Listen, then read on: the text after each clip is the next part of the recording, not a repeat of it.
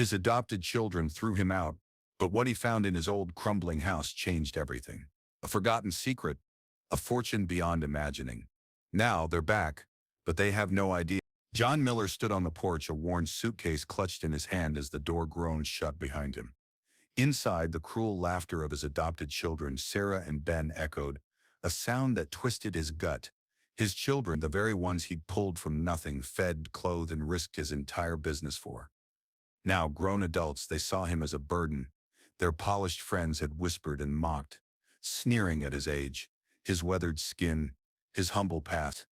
Had he imagined a chill in their eyes, a coldness that seeped into his very bones?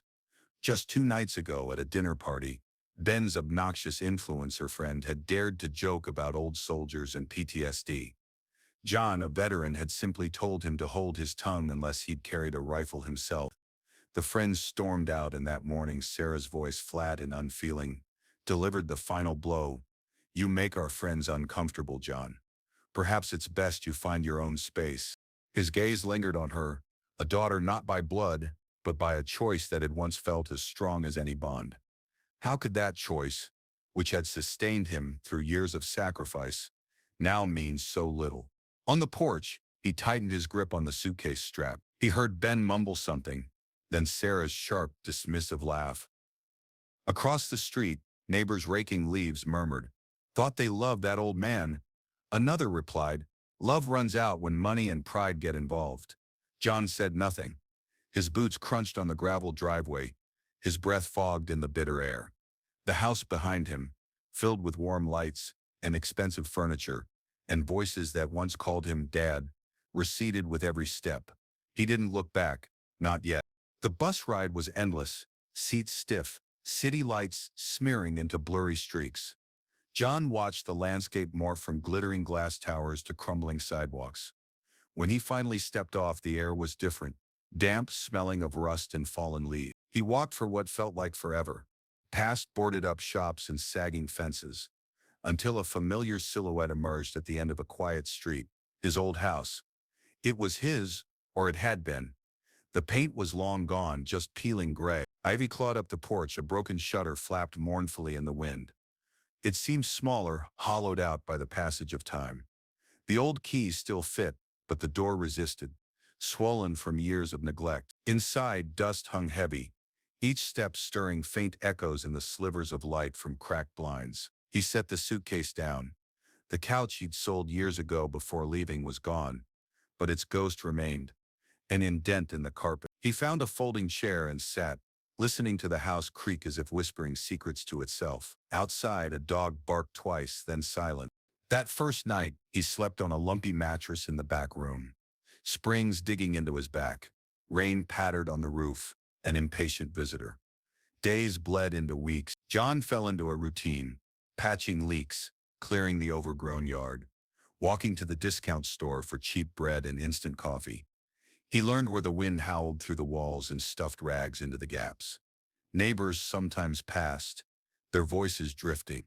"That's the old Miller place." Thought it was abandoned. Guess someone came back. Shame, though, it's falling apart. Once a man in a green jacket stopped. "You're that veteran, aren't you? The one with the business?"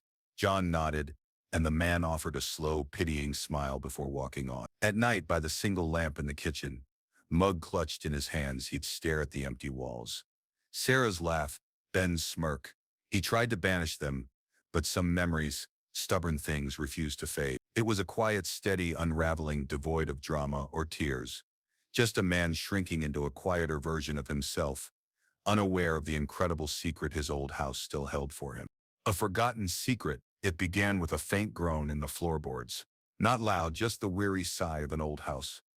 John was patching a leak in the back room, hammer in one hand, roofing felt in the other. When he stepped down, a board beneath his boots sank.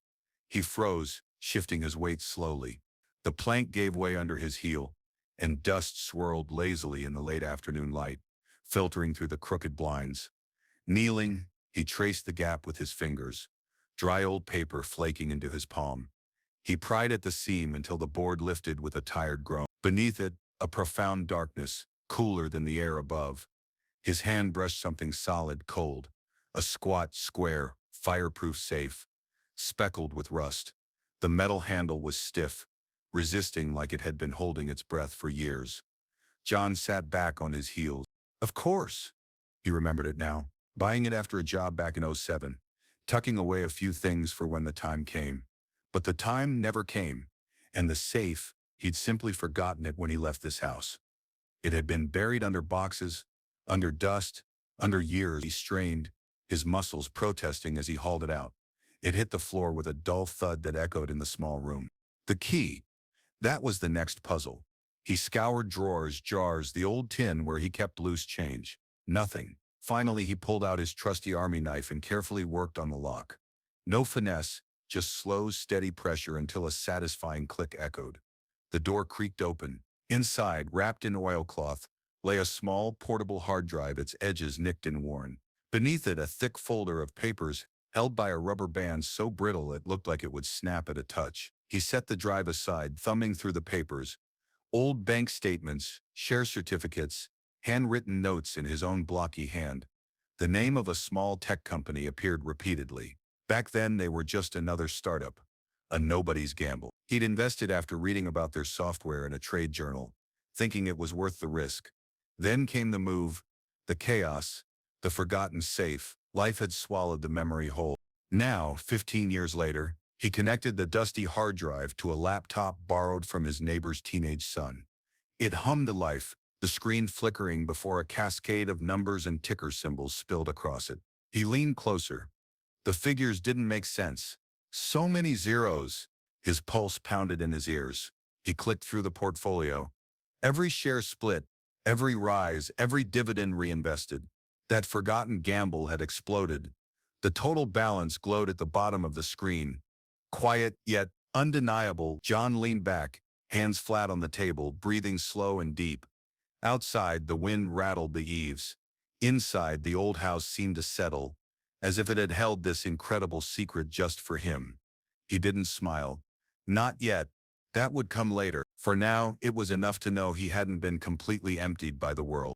John didn't rush. Wealth, he knew, was like a rifle. You didn't flaunt it, you used it with precision. Over the next few months, the old house began to breathe again. New shingles gleamed in the morning light. Fresh paint banished the mildew smell. The porch boards, warm and sturdy now, creaked with the same familiar voice. Inside, his setup was simple. A comfortable armchair, a solid oak desk, a wall covered in notes for his next chapter. He registered Homefront, a charity dedicated to veterans and abandoned kids. The office was modest.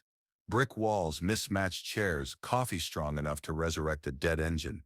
But it vibrated with life. Volunteers, sleeves rolled, notebooks open, poured in. John was there every morning too. Sleeves rolled, a quiet force. The whispers started. "That's Miller, right? The vet." Thought he was down on his luck. "Yeah, well, looks like he's definitely not down anymore." Meanwhile, the glittering, superficial world his adopted children cherished began to crumble. Sarah's engagement imploded publicly. Her fiancé, a man of gleaming white teeth and expensive watches, dramatically announced he couldn't handle family baggage during a dinner with friends. Someone recorded it. By morning, it was everywhere, and the comments were brutal. Ben's influencer crew lured him into a flashy crypto partnership that promised millions. But instead, it drained his accounts. Creditors hounded him, and whispers of lawsuits grew louder. The DMs stopped, the invites vanished.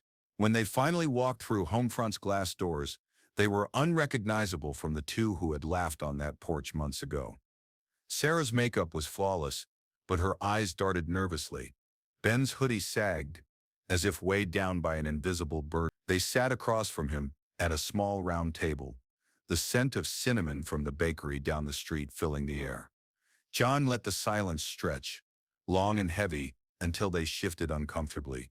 We need help," Sarah whispered, her voice barely audible. Ben nodded, a single, broken motion. Outside the office, two volunteers passed, their voices low. "That's them." "Yeah."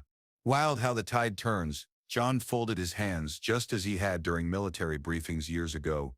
Steady, unwavering. "You'll get help," he stated, his voice calm, "but you'll earn it." His terms were not rushed, each one landing with the deliberate impact of a hammer on a nail. Full-time work at home front, starting with intake and field visits. A stipend, not a salary, until their financial and other debts were fully repaid. Written apologies to everyone they had disrespected on their climb. 3 months off social media. No redemption reels, just honest, hard work. They agreed, not with relief, but with the weary resignation of people who finally understood the crushing cost of arrogance. In the weeks that followed, the work transformed. Sarah learned to sort supply crates, then sat patiently with a teenage girl from the shelter, helping her painstakingly fill out a college application. Ben hauled pallets in the pouring rain, and later found himself teaching a young boy how to tie a proper knot. At a spring cookout, the yard buzzed with life. Grill smoking, kids laughing, music playing softly. John stood by the porch rail, the very one he'd gripped on his first night back. Across the grass, Sarah handed a backpack to a boy who grinned as if it weighed nothing. Ben genuinely laughed, a sound John hadn't heard in years. When volunteers teased him about his loading speed, two older neighbors leaned on the fence, watching. "Miller looks lighter," one observed. "He's carrying the same weight," the other replied. "He just made it part of the structure now." John exhaled slowly. He didn't dwell on revenge, only the open road ahead, and the profound realization that, for the first time in a very long time, they were walking it together.